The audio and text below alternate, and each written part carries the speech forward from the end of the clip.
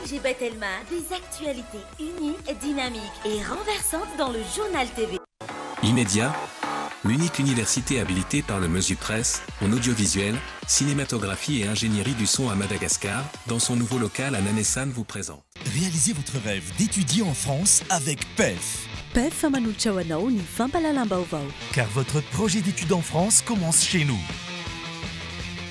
5 filières au choix, paramédicaux, droit, gestion et management, commerce. Uprim Manuchawanao ni Vavao. Investissez dans une valeur sûre. Choisissez Uprim.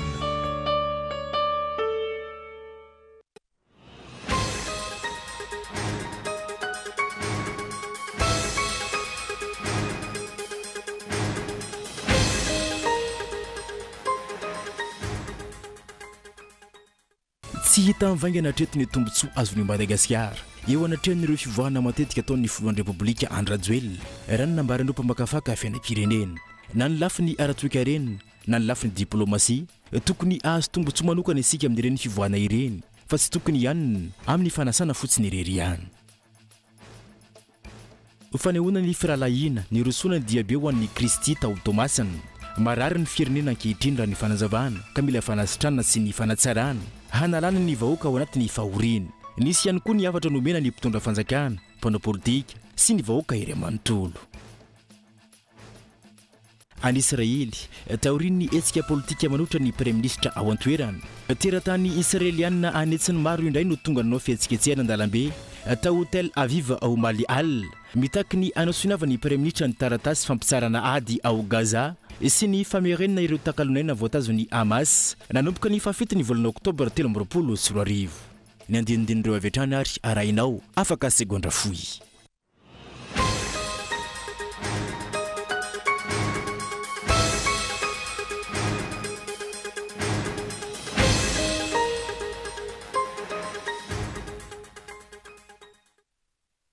Manolotra ny araba tompoko lasy tompoko avy amin'ity aliny alahady fa valy ny volana septambra taona 2024 ity tonga soa ireto ny fotoan'ny fampalalamba-bao amin'izao alina izao tompoko lasy tompoko vavy anengananao hatrany naraka izany hatramin'ny farany. Ny tontolon'ny politika no hoentsika nomboana izany fampalalamba-bao mitifiarantsika amin'izao alina izao tsy tamvaingana eritreto ny tombontsoa azon'ny Madagasikara eo anatrehan'ireo fivoahana matetika ataon'ny filohan'ny repoblikan'i Madagasikara Andry Rajoelina raha ny nambaran'ireo mpamakafaka ny fiainam-pirenena na ny lafiny ara-toe-karena na ny lafiny diplomasia tokony azo tombony isika amin'ireny ny fivoahana matetika ireny. Raha ny hita tato ato maro samihafa ny fivoahan'ny filohan'ny repoblika Andry Rajoelina makany ivelany saingy tsy hitany vahoaka mazava ny vokany eo amin'ny fiainam-pirenena. Tokony anao tatitra mazava ny fivoahana ny filoha ary tsy tokony hanona amin'ny fivoahana fa hijery ny tombontsoa am-pirenena raha ny nambaran'ireo mpamakafaka fiainam-pirenena androany. Vao malomaly nakany Chine indray ny filohan'ny repoblika niatrika ny fivoriana ho fanavaozana ny fiaraha-miasan'izy ireo amin'ny firenena afrikana. Tsy tokony anaikinaiky fahatany fipetrapetraka izy ireo isika raha tsy misy ny tombontsoa goavana azon'i Madagasikara eo amin'ny fiaraha-miasa.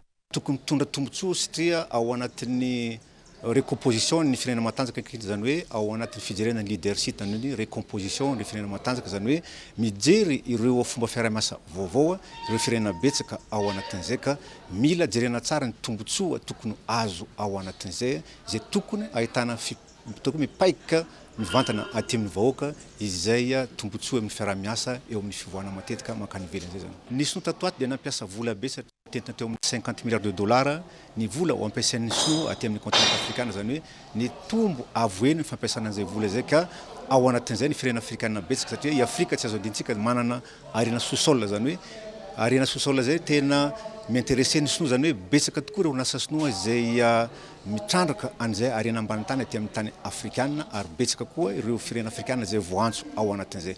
Nefa ao anatin'izay tsy azo adiny satria ny sinoa rahantsika malala fa tsy dia mandala tsara ny ataontsika hoe ny bonne gouvernance ny ataontsika hoe ny en matière de démocratie na droit de l'homme zany hoe tsy misy be ireo firenena afrikana betsaka amin'ny fiaraha-miasa amin'ny sinoa satria manao ny gagnant-gagnant ny sinoa ary indraindray tsy dia mijery loatra andreny maha-olombelona. Nefa zay tokony tandremantsika eto Madagasikara mahakasika an'izay satria ao anatin'ny convention tsika eto Madagasikara amin'ny fiaraha-miasa indrindra tsy ho avelantsika ho roboroban'ny vahiny na ny sinoa ny fomba fiaraha-miasa aty amin'ny afrikana satria raha tsika malala ny sinoa dia anisan'ireo manao investissement zay hoe tsy manaraka ny tena izy tokoa aty amin'ny firenena afrikana nefa tokony mitandrina tsara ao anatin'izay fiaramiasa amin'ny sinoa zay zany namafisiny ty mpamakafaka fianam-pirenena no sady pahay fifandraisana rasa-pirenena ty ihany koa fa tsy tokony andaly fotsiny afilohany sadaiky antsika malagasy amin'ny taona ho avy io fa tokony ahay anararaotra isika mba ahafahana manarina ny lafiny ara ekonomika satria ny andamina ao anatin'ny sadek dia misy atao hoe plaque tournante zany hoe misy ireo fifamindimbiasana fitondrana an'izay sadek zay ka voatendry tao anatin'izay tsika teto Madagasikara isan'ny voalohany indrindra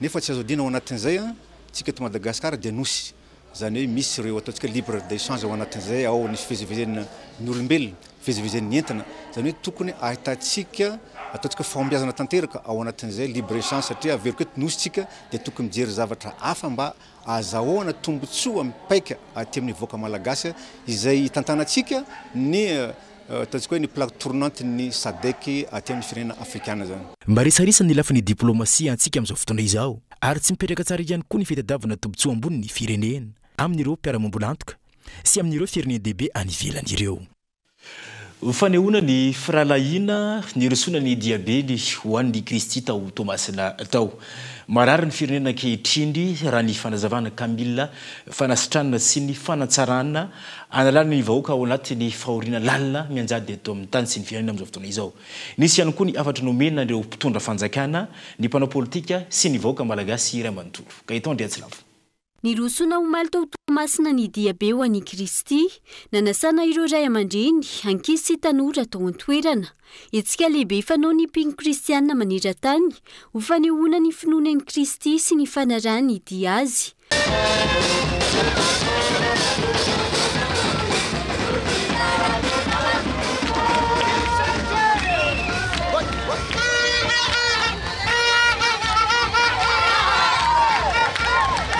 ankoatra ny makristianina anto lehibe iray ny rosona tamin'ny diabe ho an'i Kristy ny vavaka ho an'ny firenena mitondra teny izy ireo ho an'ny mpitondra fanjakana ny vahoaka malagasy iray manontolo ary ho an'ireo mpanao politika rehetra misy eto Madagasikara hoe andao ampandrosoany Madagasikara ary io ampandrosoantsika voalohany indrindra ao amin'Andriamanitra ny lakle dia rehefa petrakitsika alohalahran'Andriamanitra eo amin'ny tanàna anankiray dia tsy maintsy miova ilay tanàna misy témoignage be da be mikasika an'izany raha tsy teny fotsiny aho hoe tahaka ny tany amin'ny tanàna ny Guatemala tany amin'ny firenena anankiray rehefa nanao hetsika ny ray saina ny kristianina teo amin'ilay tanàna dia nisy fanasitranana ilay tanàna tenin'Andriamanitra koa moa dia manamarina izany hoe raha ny olona izay natsoina amin'ny anarako no avy anetritena hivavaka hifady ny ratsy hiala ny ratsy fanaony dia anasitrana ny taniny Andriamanitra ary hiaino any an-danitra mila fanasitranana ny firenena hoy izy ireo ka antony mahatonga ny olana isan-karazany miseho anivo ny fiarahamonina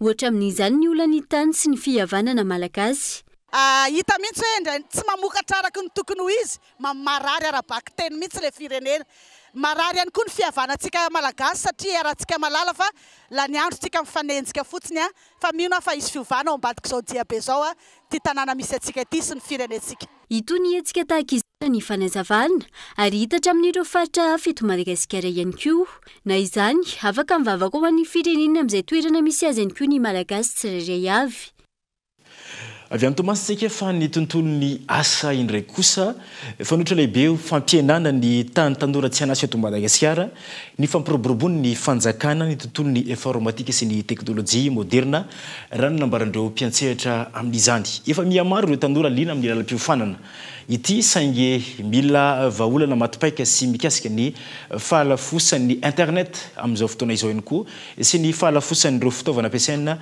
ho amin'ity sehatra ity Christian Dimy lalam-piofanana isan'ny masarika tanora maro ny tontolo ny informatika amin'izao fotoana noho izy mbola sehatra malalaka sy mora ahitana asa eto Madagasikara amin'ny ankapobeny misy ampam-piofanana maro ny lalam-piofanana informatika misy eto Madagasikara isan'izany ny ingénieur logiciel ny famoronana tranokala ny multimédia ny famoronana application sy ireny fanamboarana robotika ireny mbola sehatra malalaka sy azo ivelarana tsara ity sehatra ity ho ny mpikarakara ireny hetsika salon des étudiants ireny tena filière be mpisafidy sy be mpitady be mpanontany indrindra nandritra ny salon zao dia ny resaka management dia resaka business school reny dia ny informatique indrindra. Ny resaka informatique aloha hita be mivoatra be ny resaka teknôlôjia eto à Madagasikara amin'izao dia mety hoe izay ny mandrisika an'ilay tanora hanao an'ilay informatique zany. Vahaolana afaka ampihenana ny fahamaroan'ny tanora tsy hanasa ny tontolon'ny informatika noho izy mbola sehatra mivelatra sy mifanaraka amin'ny fivoarany toetrandro ka tokony hametrahany ny mpitondra fanjakana Bekady Mazava. Na izany, mbola maro ireo olona tsy ahafahan'ireo tanora mivelatra amin'ity tontolo iray ity, eo ny falafosan'ny fitaovana ampiasaina, fa eo ihany koa ny fidangana ny sarany connexion internet ho ny mpampianatra informatika. Voalohany indrindra aloha dia mety resaka arabola satria raha tsisy ny vola dia tsy afaka hividy matériel, dia raha tsisy ny matériel dia sarotra be mihitsy, tsy ny teny hoe impossible fa sarotra be mihitsy ny anaovanao resaka informatika na resaka intelligence artificielle satria misy mila matériel spécifique koa ny fanaovana resaka intelligence artificielle ary fantatsika tsara hoe tsy maintsy mba manana au moins minimum zany ianao manana ordinateur raha anao resaka basina resaka programmation informatique zany. Zay ny tena olana indrindra zany tsy fananana matériel. Ny connexion moa dia raha tsika malala fa tsy mitovy raha ohariko par rapport amin'ny any ivelany zany ilay izy tsotra kokoa ny misitraka resaka connexion internet noho ny eto antsika Madagasikara. Tontosa nandritra ny 3 andro dia tsy handota-penaka ny foary ho an'ny fampianarana ambony. Etsika izay natao ho fanomezana torolalana ireo tanora vao afa-panadinana baccalauréat hijery izay lalam-piofanana tokony ho ratoviny iny ny anjerimanontolo. Lafomba vao afatanteraka indray kosa mitoetra ny etsika sy ny fitetezam-paritra ataon'ny tarika tirika izay mivony gadona tsapiky anampina ny faritra atsimo nosy amin'ny fampisitrana ny rano fisotro madio. Anangana vovo afahan'ny mponina misitraka ny rano fisotro madio ny vola azo mandritra ny etsika izay atao izay tafiditra anatin'ny fankalazana ny fatelopolo taona izany tarika tirika izany. Efa nisy ny asa vita rehefa misitraka ny rano fisotro madio ihany koa ireo faritra maro amin'ny tapany atsimo nosy iny. Hatreto aloha zany dia ireo mpiara-mombon'antoka sy ireo mpanakanto ary ireo olona tsara sitrapo no mampisitraka zany rano fisotro madio izany ho an'ny mponina any amin'ny faritra atsimo nosy iny. Fa tsy mbola hita hatreto ny vokan'ilay pipeline izay nampanantenany ny mpitondra fanjakana. Dia raha tsika ny fanampanazavana. Mahafaly anay ato amin'ny timitiako ny mampafantatra anareo rehetrarehetra nanampy sy nanome fa atao anatin'ny tantarany Madagasikara sambany vao hisitraka rano madio sotroina ny vahoaka malagasy ao amin'ny faritra Bemiotso district Nampany Andrefana. Tsy janony eo nefa izay fa mbola mitety ny faritra hafa ihany koa hafana mametraka rano fisotro madio ho sotroiny mpiray tanindrazana manentana hatrany anareo mpanome mba hanampy anay ao anatin'izao hetsika atimo tiako izao makasitraka makadelina tokoa.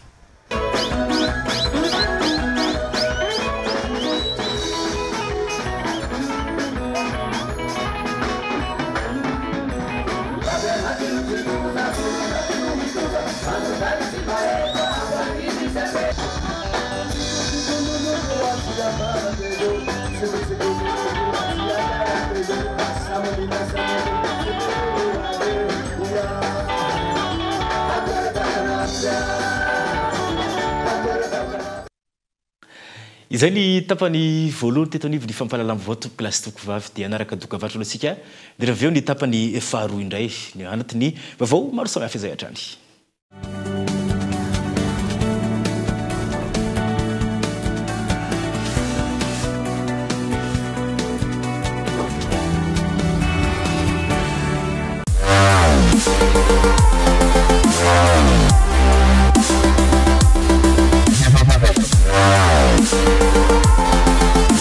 Découvrez de nouvelles sensations.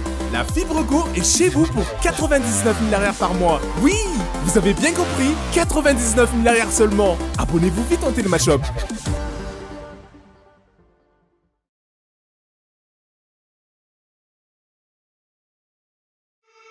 Rejoignez l'université Immédiat Nanissan. L'université de cinéma, de l'audiovisuel et de l'ingénierie du son de l'océan Indien. Des matériels et infrastructures haut de gamme suivant les normes internationales. D'autres mentions sont aussi disponibles. Le marketing digital, la communication numérique, la publicité, l'informatique et télécommunications. Diplôme habilité de la licence au master. Immédiat, l'unique université de cinéma, de l'audiovisuel et de l'ingénierie du son habilité à Madagascar. Porte ouverte du lundi 26 août jusqu'au 7 septembre à Nanissan. Visitez nos studios. Inscrivez-vous et visons haut et loin.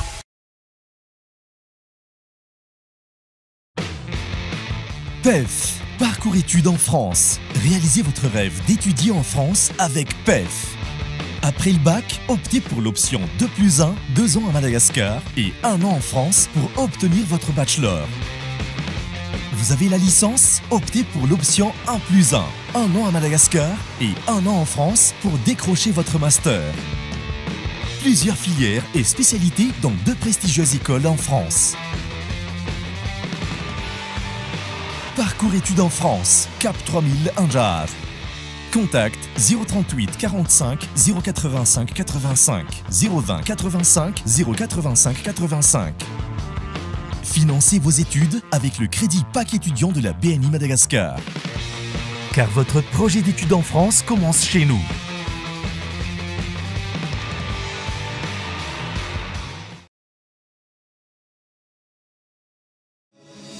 Telma est fière d'accompagner l'UPRIM dans l'accomplissement d'une mission commune pour que chaque étudiant monégasque compte.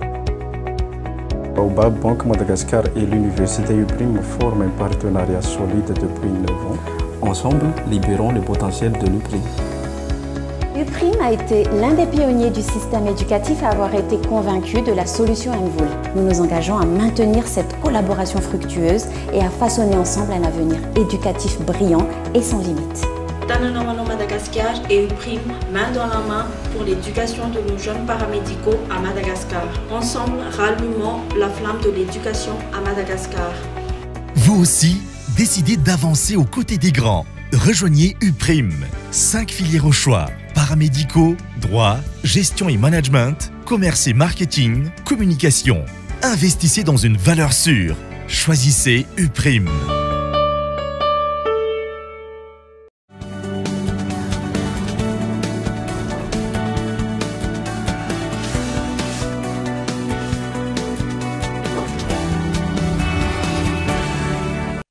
Ny tapany faharoa eto amin'ny fotoana ny fampalalana vaovao tompola sy tompo dia mbola naingainana hatrany anaraka izany hatramin'ny farany tontolo ny fanatanjahantena indray kosa sy tokony ho raisina ho fialamboly intsony ny biara fa efa sokajiana ho nisan'ny fanatanjahantena ny biara izay efa nisy teto amintsika tao anatin'ny 80 taona mifandimby izay ary maro ireo mpilalao malagasy sangany amin'ity taranja ity. Ireto mpilalao malagasy ireto izay hiatrika ny fifaninanana eran-tany any Malte ny volana novambra ho avy izao. Ka eto Andriatsilavo.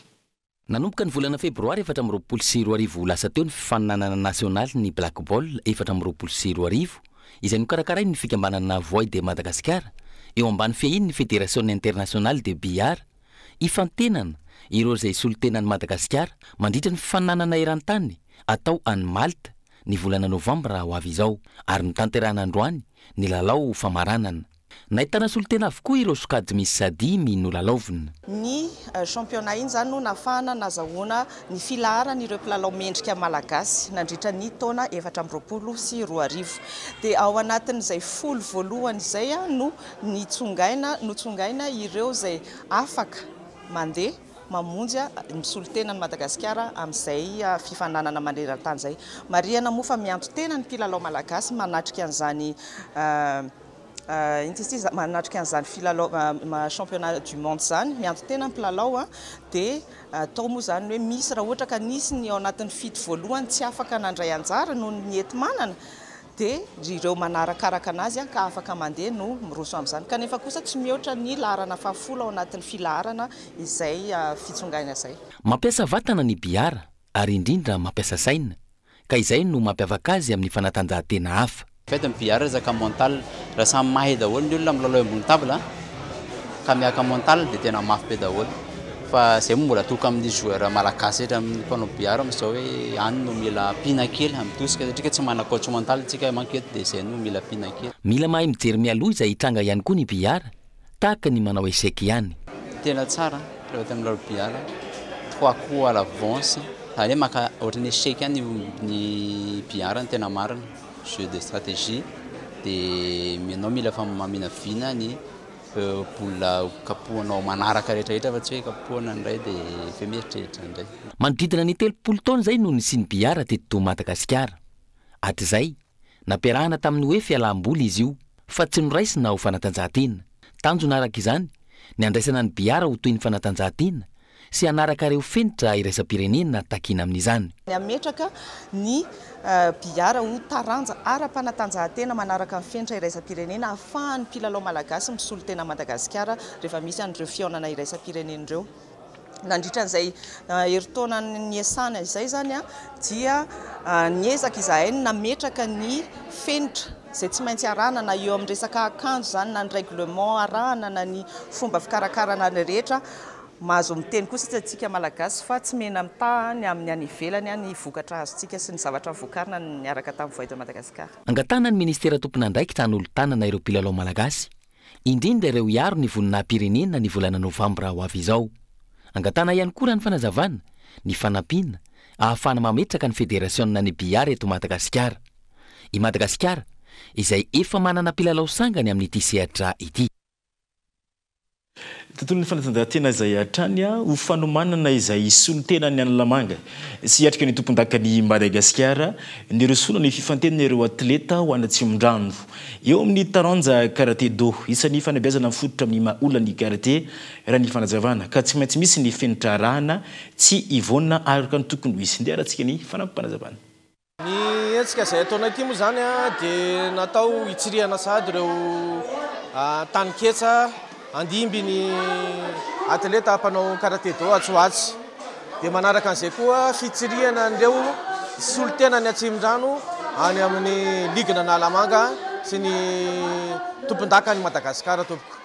Fanabeazana tena mifototra indrindra amin'ny olona aloha ny karaté do dia noho izany tsy maintsy asiana ny fanamarinana ny taona, ny fanamarinana ny lanja ialana amin'ny fahasorenana majinijinika ary anisany fenitra anankiray ho ataonay fakana tahaka mihitsy ny Atsimon-drano tsy misy alatra, tsy misy kolikoly. Azo atao hoe mahafa-po ny avy teknika any ankizy satria afaka mijerina areo dia maka ihany hoe manao sy manao fijerina areo anazy. Azo atao hoe mahafa-po mihitsy. Ho an'ny maresaka iraisam-pirenena indray kosa any Israely, taorian'ny hetsika politika manohitra ny premier ministre israeliana, teratany israeliana anetsana maro indray no tonga nanao ny fihetsiketsena an-dalambe tao Tel Aviv omaly al. Mitaky ny anasoniava ny premier ministre ny taratasy fampitsarana ady ao Gaza sy ny famerenana ireo takalonaina voatazon'ny Hamas nanomboka ny 7 oktobra 2024. Ireo takalonaina mbola eo ampelantan'ny Hamas izay mbola misa 7 amizao fotoana izao raha toka 13 amin'ireo ireo no voalazan'ny tafika israeliana fa namony hainy tamin'izay fitazomana ankiriny izay. Dia izay ny tompoko lasy tompoko vavy no entiko magnana ny fotoana ny fampalalama vao tamin'izao fiarantsika amin'izao alina izao. Isaroko anatin'ny tokantrano naraka ny fampalalama vao hatramin'ny farany metrika ny veloma mandrapitafa ao amin'ny manaraka indray tompoko lasy tompoko vavy. Veloma tompoko.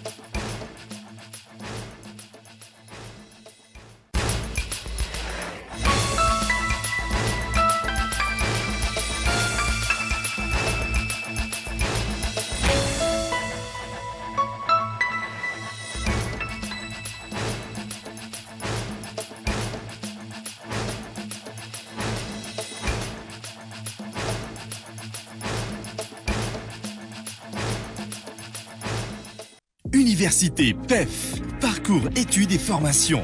Ny fampalalam-baovao narahinao teo niaraka tamin'ny UPEF. Université PEF, l'excellence à portée de main. 5 filières au choix, paramédicaux, droit, gestion et management. UPRIM nanolotra ho anao teo ny fampalalam-baovao. Investissez dans une valeur sûre. Choisissez UPRIM. Immédiat, l'unique université habilitée par le MESUPRES en audiovisuel, cinématographie et ingénierie du son à Madagascar, dans son nouveau local à Nanessan vous a présenté. 5G Batelma, des actualités uniques, dynamiques et renversantes dans le journal TV.